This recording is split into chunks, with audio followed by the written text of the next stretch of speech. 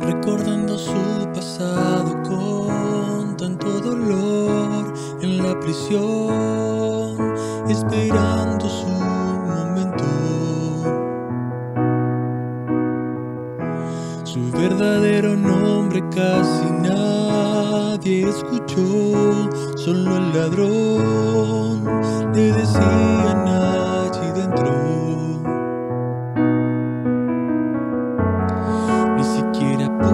Resistencia cuando abrieron esa puerta y comenzaron a golpear. Entendía que eso merecía por vivir aquella vida que jamás pudo cambiar, que hoy se iba a terminar.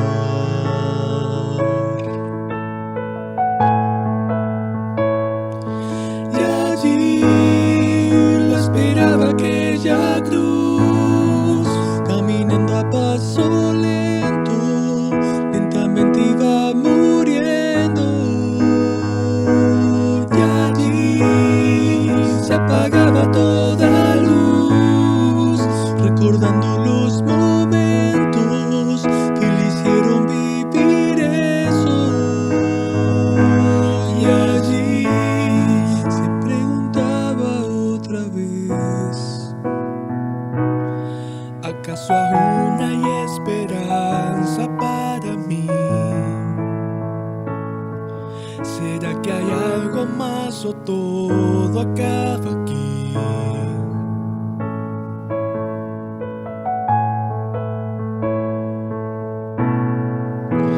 Lleno de dolor y tanta desesperación, reconoció al que estaba a su lado, que llevaba puesta una corona especial y sin razón estaba allí crucificado. Recordó que había escuchado que podía hacer milagros y cambiar el corazón, que era el rey que tantos esperaron, y simplemente con mirarlo se dio cuenta del amor en sus ojos de dolor.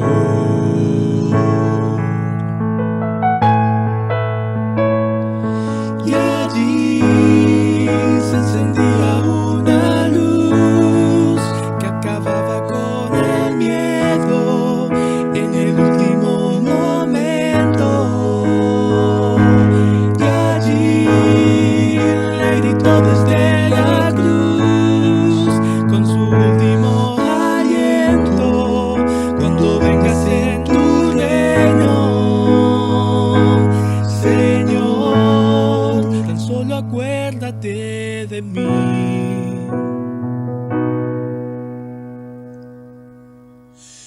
Y Jesús le dijo: vas a estar conmigo en un lugar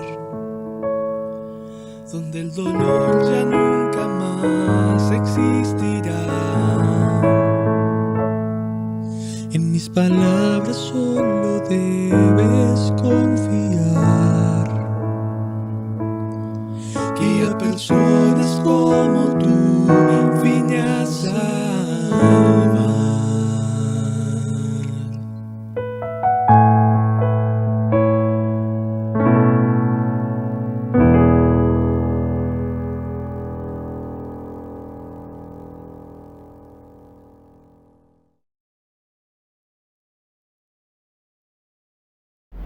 Feliz sábado, hermanos, feliz sábado, amigos que están siguiendo la transmisión. Estamos muy felices de poder compartir este espacio de adoración online y vamos a reflexionar juntos de la Biblia, pensamientos bíblicos que nos lleven, que nos eleven a Dios. Hace algunos días estaba mirando en las redes sociales y vi una imagen de un monito muy tierno, con una cara muy simpática, que tenía una expresión de paz, que estaba abrazando a un pescadito. Y entonces la imagen decía, el texto que acompañaba: un mono vio un pez en el agua y lo sacó, pensando que le salvaba la vida. El pez murió. Qué importante es entender el mundo del otro. Y me quedé pensando, de que me dio gracia, y me quedé pensando en la frase: qué importante entender el mundo del otro. Y en eso estaba leyendo algunos encuentros que Jesús tuvo con diferentes personas, encuentros en donde la mayoría de las veces eran personas enfermas o afligidas, y Jesús se encontraba con ellos y hacía una restauración.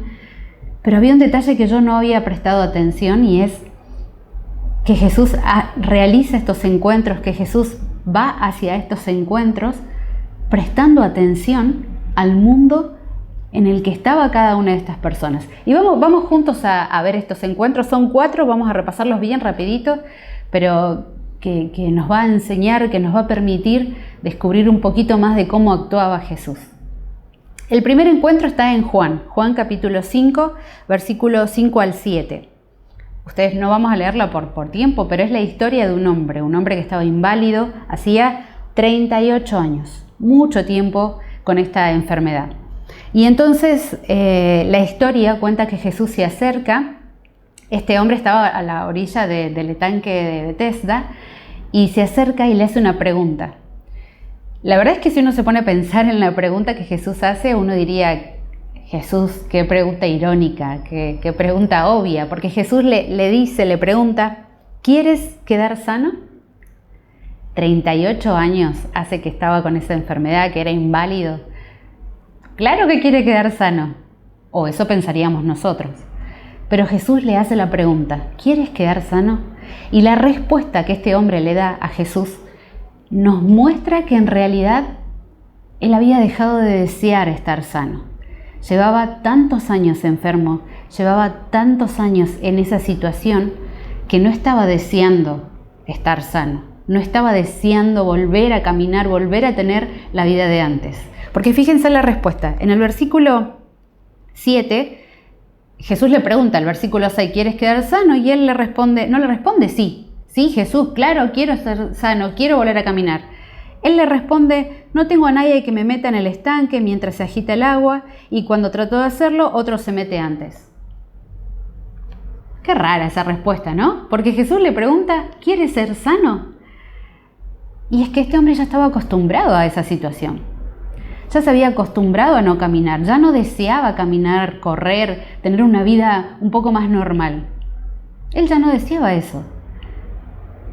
Jesús le pregunta, esta pregunta que parece obvia e irónica, porque quería sacarlo de ese lugar. Quería que este hombre vuelva a desear estar sano, vuelva a desear algo mejor, vuelva a aspirar a algo mejor.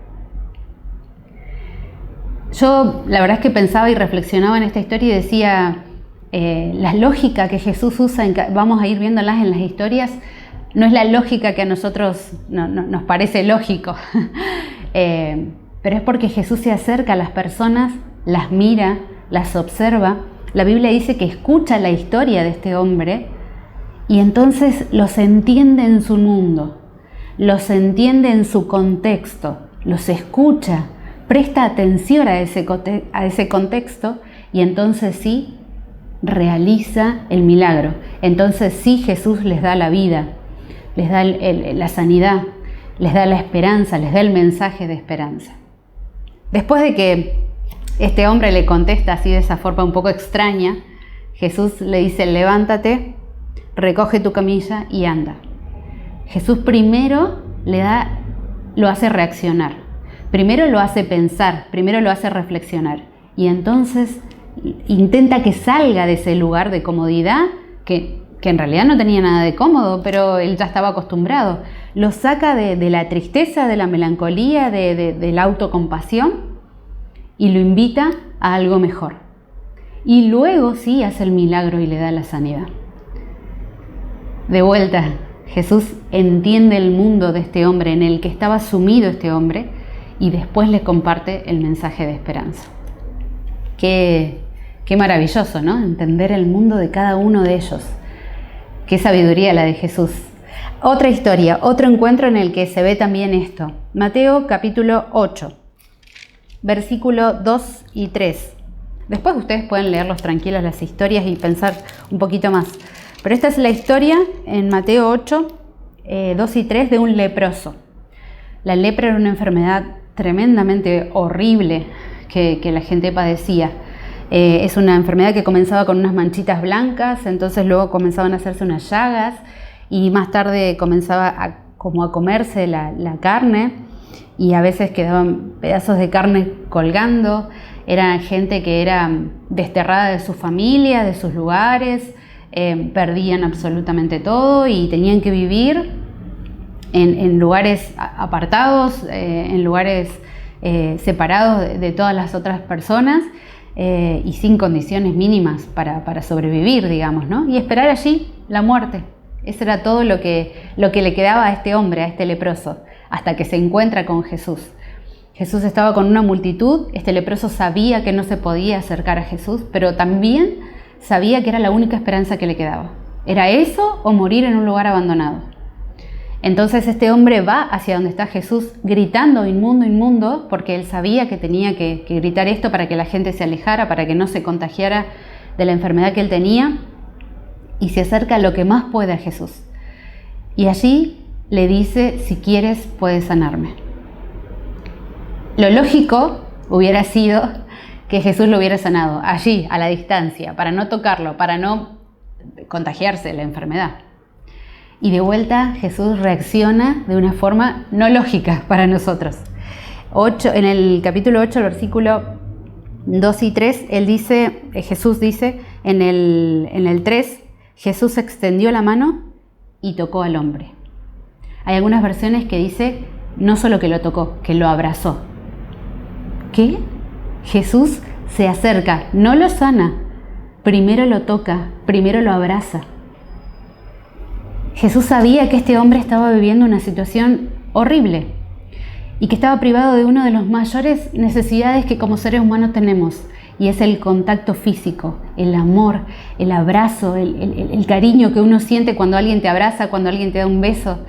Tengo una nena de 3 años, Francesca, y este último tiempo he estado leyendo mucho todo lo que hace el contacto físico en el desarrollo del cerebro de las personas. Y cuán necesario es que abracemos a nuestros hijos, que les demos cariño, no solo de palabras, sino que les demos contención física. El contacto físico es tan necesario en los niños, pero también en los adultos. Y este hombre con esta enfermedad estaba privado de esa necesidad, estaba privado de ese privilegio, el contacto físico. Y Jesús lo primero que le ofrece no es la sanidad, es el contacto físico. Lo toca, lo abraza y luego sí le da la sanidad. Luego sí, le da el mensaje de esperanza, le da las buenas noticias, le dice, está sano. Esta lógica, no lógica para nosotros, pero en donde Jesús se toma el tiempo de mirarlo, de escucharlo, de pensar qué estaba viviendo este hombre. Jesús se sacó sus zapatos y se puso en el zapato del otro. ¿Qué es lo que este hombre necesitaba? Necesitaba el contacto físico, necesitaba que alguien le dijera, sos importante. No solo de palabras, sino que lo abrazara y se lo demostrara. Si Jesús hubiera sanado a la distancia, hubiera vuelto a afirmar esta idea que todas las personas le transmitían a los leprosos de repugnancia, de asco. A la distancia, te sano pero a la distancia. Jesús le dice te amo y se lo demuestra, lo abraza y luego lo sana. Qué importante entender el mundo del otro antes de compartir un mensaje de esperanza, antes de darle una buena noticia, antes de curar o de sanar. Jesús se toma el tiempo de entender el mundo de esa persona y de darle lo que primero necesita, que a veces no es primero la sanidad. Otra historia que también nos muestra esta lógica no lógica. Mateo, ahí mismo, en el capítulo que sigue, Mateo 9, versículo 2 al 6. Otra historia de un encuentro de Jesús, ahora con un joven, un paralítico, que hacía mucho tiempo que estaba paralítico, que tenía un hermoso grupo de amigos, que lo lleva a Jesús porque saben que es la única esperanza que a este joven le queda. Pero el deseo de toda la gente comenta y dice que este paralítico había sido llevado a los líderes religiosos, quienes tenían que darle esperanza, quienes tenían que darle algo a qué aferrarse a este joven. Y sin embargo, el mensaje que los fariseos le dan al paralítico, es que él estaba abandonado a la ira de Dios. Eso dice textual el deseo de todas las gentes. Este joven estaba abandonado a la ira de Dios. Imagínense el concepto que tenía de Dios este joven. Abandonado a la ira de Dios. Un Dios, el deseado también cuenta que mucho de lo que a él le pasaba tenía que ver con sus propios errores. Entonces este joven era un joven no solo atormentado porque no podía caminar, porque no podía desarrollar una vida normal y era joven, sino que estaba atormentado por la culpa, por el miedo, por pensar que Dios lo había castigado y estaba en esa situación porque Dios no lo amaba. Entonces este joven va frente a Dios, anhelando, deseando la sanidad, pero anhelando y deseando también la paz interior. Y entonces allí está Jesús, tomándose el tiempo para escuchar, para mirar, para entender el contexto, para entender el mundo en el que estaba sumido este joven. Y lo primero que le dice no es levanta tu camilla y anda, o no lo sana primero. Lo primero que hace Jesús es perdonar sus pecados. Mateo 9, 2 al 6, en el versículo 2 comienza y Jesús le dice al paralítico: ánimo, hijo, tus pecados quedan perdonados. Y después, en el versículo recién el 4, Jesús empieza a hablar y porque sabe que están pensando los otros por lo que Jesús acaba de decir, al final del versículo le dice: levántate y anda.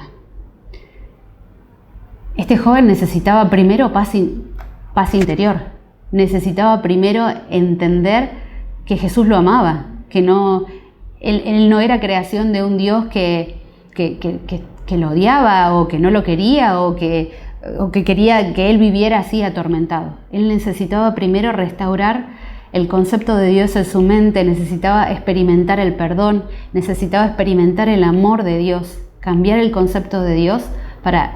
Sí, el deseo de toda la gente dice que si el milagro hubiera terminado allí, ese joven ya era feliz. Porque lo que más necesitaba era esto, este alivio espiritual, emocional, mental que tanto anhelaba. Pero el milagro no termina ahí. Después de sanarlo emocionalmente, Jesús lo sana también físicamente.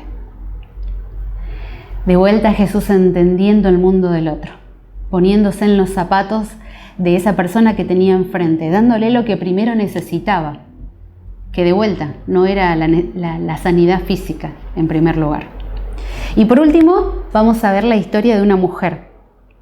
Mateo, el libro de, Marcos capítulo 5, versículo 24 al 34, la historia de la mujer que tenía una gran hemorragia, una mujer que llevaba 12 años de una vida estéril, pero no solo estéril porque no podía tener hijos, estéril en lo social, porque cuando las mujeres estaban con la hemorragia de sangre, cuando tenían su periodo, no podían salir de su casa, no podían tener contacto social con otras personas fuera de su familia. Entonces esta mujer tenía una esterilidad en lo social, no tenía vínculos sociales, no podía salir de su hogar, tenía una vida estéril en lo físico, en lo emocional y hasta en lo económico, porque la Biblia dice que se había gastado todos sus recursos buscando la solución para esto y no la había encontrado. Una mujer que llevaba mucho tiempo afligida, no solo por su problema físico, sino también afligida en lo emocional. Recordemos que uno de los principales roles que la mujer tenía en ese tiempo y en ese lugar era poder tener familia, poder tener hijos.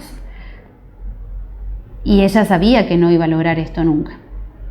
Entonces la afligía no solo no tener esta dolencia física, sino la afligía sentir que no tenía uno de los principales propósitos que las mujeres tenían. Y entonces sucede el encuentro con Jesús. En el deseado también cuenta que esta mujer no es el primer encuentro que tiene cuando ella recibe la sanidad. Ella había perseguido por lo menos a 3 lugares a Jesús, había intentado acercarse a Jesús en por lo menos 3 lugares, pero siempre era mucha la multitud que acompañaba a Jesús y ella con una hemorragia le era difícil esconder esta situación para que no la castigaran, entonces ella tenía que acercarse de tal forma y salir rápido del lugar, pero nunca lograba llegar hasta donde estaba Jesús. Y ella, fíjense al punto, ella llegó a pensar, si solo pudiera tocar el manto de Jesús, yo ya sería sana. Y entonces finalmente llega el encuentro con Jesús.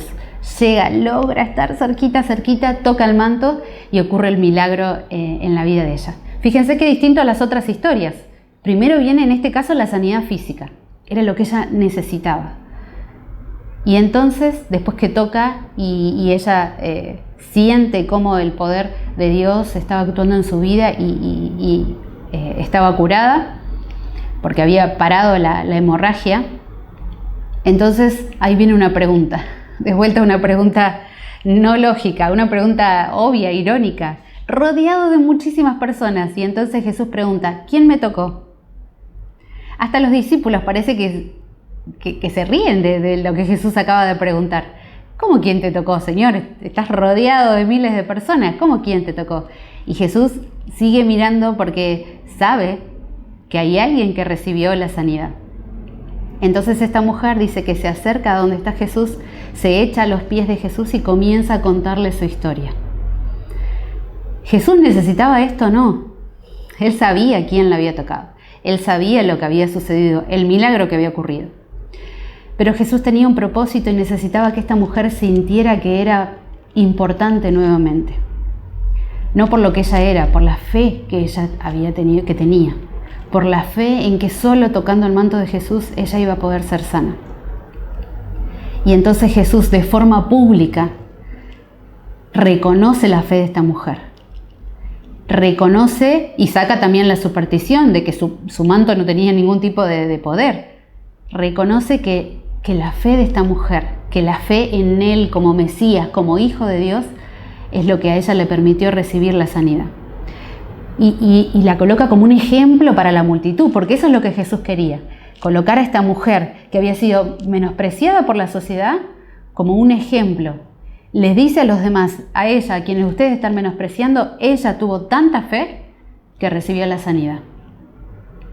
Esa lógica no lógica, esa forma de actuar que ninguno de nosotros haría. Pero es que Jesús entendía el mundo de esta mujer, entendía el menosprecio que había sufrido esta mujer, entendía lo aislada que había estado. Y entonces permite que suceda esto, que ella cuente su historia, para él reconocer que aún esa mujer menospreciada había tenido una fe mucho más grande que muchos de los que estaban allí rodeando a Jesús. Jesús entendía el mundo de cada una de estas personas. Jesús se tomó el tiempo para mirarlos, para escucharlos, para entender el contexto. Cuando leía estas historias nuevamente, pensando en esta frase, qué importante es entender el mundo del otro, pensaba qué importante que cada uno de nosotros este año, al compartir el mensaje con alguien, al regalarle un libro misionero, al compartir el mensaje de esperanza, al darle estudios bíblicos, al compartirles la verdad y el amor de Jesús, nos tomemos algunos minutos para entender el mundo del otro, para compartir la verdad como ellos lo necesitan primero. Y no es algo que nosotros vamos a poder hacer por nosotros mismos, es sabiduría divina. Ojalá que cada uno de estos contactos que tengamos, que cada uno de estos encuentros que tengamos con personas que necesitan conocer a Jesús, sea guiado por la sabiduría divina, que el Espíritu Santo nos ayude a permitir entender el mundo de cada una de estas personas y compartirles la verdad de acuerdo a como ellos necesitan, que va a ser particular en cada uno de los casos. Te invito a que este sea uno de nuestros objetivos este año. Al compartir, al predicar, al regalar, al transmitir el amor de Jesús este año, que lo hagamos entendiendo el mundo del otro, escuchando, mirando, observando, entendiendo el contexto, para que el mensaje que les llegue sea como Jesús lo haría en persona con cada una de ellos. Quiero invitarte a que oremos ahora juntos y le pidamos esto al Espíritu Santo, que esté con nosotros y que nos ayude en cada uno de estos encuentros, sobre todo a mirar y observar a las personas y a entender su mundo. Oremos. Gracias, Jesús, por dejarnos estos ejemplos, estas historias, todas distintas. Gracias por mostrarnos que la forma de actuar fue particular, fue hasta ilógico, diríamos nosotros, pero porque tú te tomaste el tiempo de pensar, de escuchar, de mirar el contexto, de entender el mundo de cada una de estas personas. Gracias por observarlos, gracias por atenderlos y decirles lo que ellos necesitaban. Y luego darles la sanidad, y luego darles la esperanza.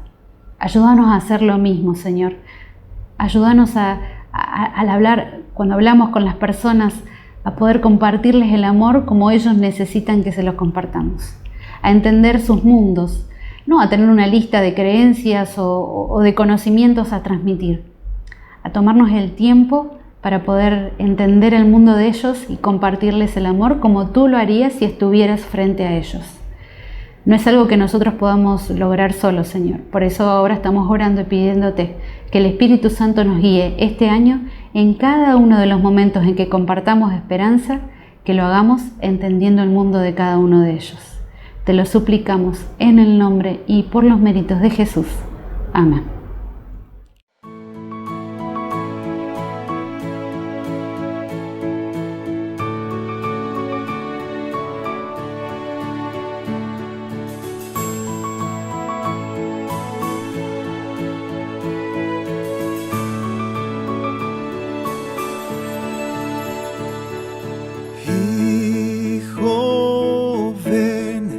Es tu lugar, vuelve, sí, ven al altar, salvo estás, paz tendrás, ven y escucha su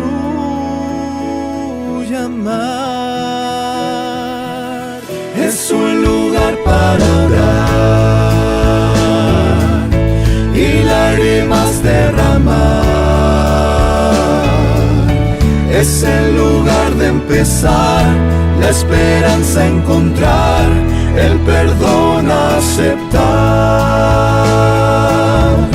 Ven y entrega al Señor todo llanto y dolor. Paz y gozo hallarás y victoria tendrás. Santo es este lugar.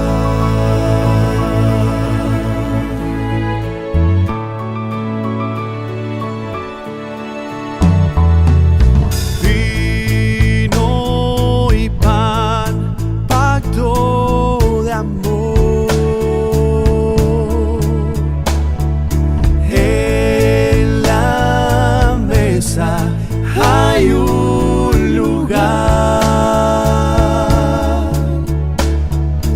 y su paz sentirás. Ven y escucha hoy su voz. Es un lugar para orar y lágrimas derramar. Es el lugar de empezar, la esperanza encontrar, el perdón aceptar. Ven y entrega al Señor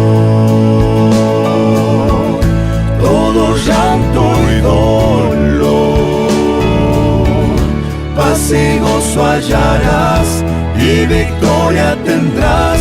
Santo es este lugar. Santo, santo, santo, santo, poderoso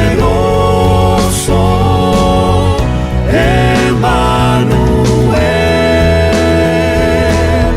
Es un lugar para orar y lágrimas derramar. Es el lugar de empezar, la esperanza encontrar, el perdón aceptar. Ven y entrega al Señor todo llanto y dolor. Paz y gozo hallarás y victoria tendrás. Santo es este lugar.